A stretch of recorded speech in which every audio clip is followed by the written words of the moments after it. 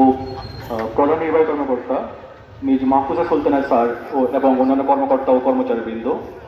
তারপরে পুষ্পস্তবক অর্পণ করবেন পাবনা জেলার সম্মানিত civil surgeon doctor Mohammad Abul Kalam Azad মহোদয় এবং অত্র অফিসের অন্যান্য কর্মকর্তা ও কর্মচারীবৃন্দ।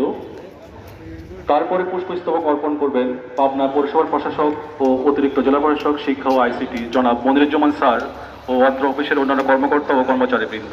এরপর পুষ্পস্তবক অর্পণ করবেন জোনাল সেটেলমেন্ট অফিসার ভারপ্রাপ্ত পাবনা জনাব মোহাম্মদ নুরি আলম স্যার এবং অত্র অফিসের অন্যান্য কর্মকর্তা ও কর্মচারীবৃন্দ। এরপর পুষ্পস্তবক অর্পণ করবেন উপজেলা নির্বাহী অফিসার পাবনা সদর মিস তামারা তাজভিয়া স্যার এবং অত্র অফিসের অন্যান্য কর্মকর্তা ও কর্মচারীবৃন্দ। এরপরে পুষ্পস্তবক অর্পণ করবেন পুলিশ সুপার পিবিআই পাবনা মহোদয়। এরপর পুষ্পস্তবক অর্পণ করবেন পুলিশ সুপার সিআইডি পাবনা মহোদয়। এরপর পুষ্পস্তবক অর্পণ করবেন পাবনা জেলার সরকারি দপ্তর